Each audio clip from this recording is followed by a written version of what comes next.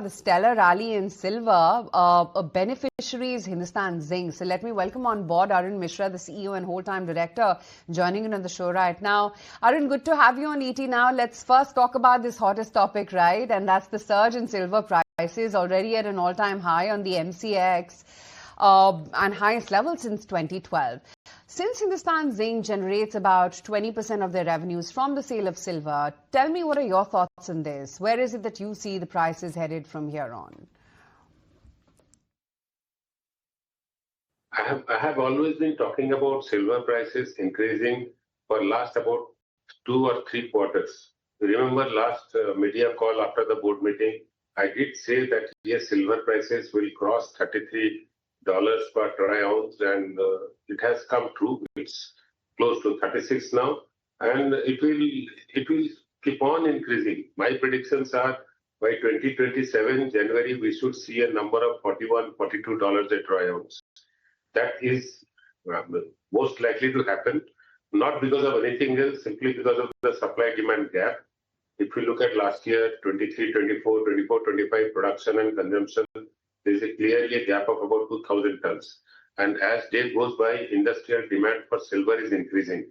So more and more silver is going on electronics, solar panels, and thus the demand is proliferating. And in such cases, we will have the silver prices will go up and will continue to go up. And yes, on Hindustan Zinc side, our about 38% of the EBITDA comes out of silver business itself. So we will also relook at our strategy and see how we can produce more silver, mine those areas in our property where we have better silver and we can monetize them in the shorter run. And currently we are engaged in the planning part. I'm sure if all comes to place, then we will be able to announce different operating strategy from Q2 onwards, which should see enhancement of our revenue and also our EBITDA, because we will have more silver. Of course, zinc prices are not going anywhere on the north. So zinc prices are remaining steady at 26, 27. So in that case, $2,700 or so. So in that case, we'll try to produce more silver, little bit less zinc, but make more money. Yeah, that's the goal. All right. Along with that, Mr. Misra, what we have seen in the surge in the silver prices, could demand come under pressure with the surge in the silver prices, or does industrial demand remain largely inelastic? Give us some sense there. So the demand will keep on increasing. You see the today modern cars, even at a lower segments, lower price car also, equal amount of electronics, infotainment sets are being pushed into the dashboard. So more and more electronics coming into the car will require more and more silver consumption there in the PCBs and all that. So I see a lot of manufacturing of silver wool, silver paste. That number will keep on growing, and hence yes, it will be high demand on the industry side.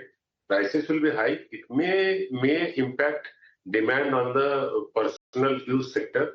Of course, in India, most of the silver goes into jewelry, personal ornaments. That may get affected. But then gold price, if it is coming closer to the gold price, then those who are wanting security of metal in forms of investment, for them silver will be a little cheaper option compared to gold, and people will, again, demand will come back on investment purposes, and personal investment purposes or household investment purposes, and we will again see demand of silver picking up there. So I think overall demand will remain there, more demand coming from industry, and hence prices will keep on increasing. So, Mr. Misra, help us understand, will the revenue share from the silver segment surge in the coming months, led by increased realizations? And if you could break it up for us, how much of it will be in terms of value and how much of it would be in terms of volume? This current level of $2,700 a ton for zinc and about $36 per troy ounce for silver, if we look at that itself, our silver contribution to EBITDA will go close to 40-41%. And all we need to design is get more silver out and a little bit less zinc, so that we can take the contribution to 42 or 43% and make more money out of the same quantity of metal that we produce. Right, and are you benefiting from the current rally, or are gains getting capped because of the contracts that are already signed in? No. We don't sell silver on any long-term contract. We sell on spot auction. As we produce, we keep selling. So everything gets sold at the current market price. So we will get the gain, of course, and we will do a little bit of hedging. We'll get a gain from hedging as well. So yes, we will protect the. We will have that. I can't announce just now, but it's in the quarterly result. I will announce. We can give you a figure of how much we have got extra out of that price. But given that you are India's largest silver producer, are you looking to scale the output further given the price momentum? Yes, not for the price, but more for India's demand for silver on the industry side. So we are expanding our metal production to about 2 million ton. And once we do that 2 million ton metal production, our silver production will go up till about 1,500 tons a year. So I think, yes, we will be doubling the silver production as well. And that will take another 4 to 5 years. Misra, if you could share with us if you have any expansion plans underway, especially for your zinc segment?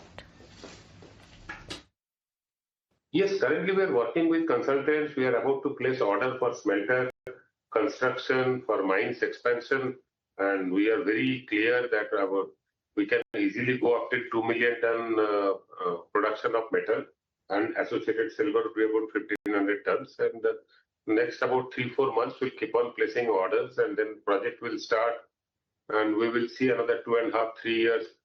Slowly first the number will go up, the metal wise about 1.35 million ton, then 1.5 million ton, then it will be 2 million ton.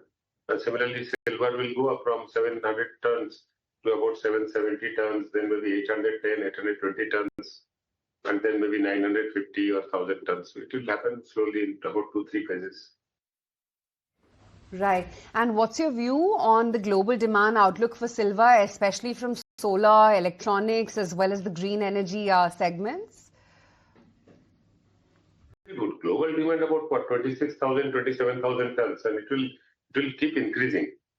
So I can't segregate specially for this sector, but I think this sector itself, out of India, about 10,000 tons, 60% is domestic consumption, and about 40% is your industrial consumption. So roughly about 4,000 tons. The balance 16,000 tons, 60% is for industrial consumption.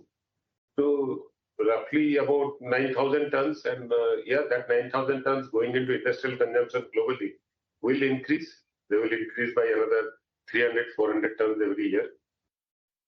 Right. Let's shift focus from silver to zinc then. Given the developments we have seen since we last interacted, do you expect zinc prices to remain range bound near the $2,600 to $2,750 per ton mark for the next few quarters, or what's your projection here?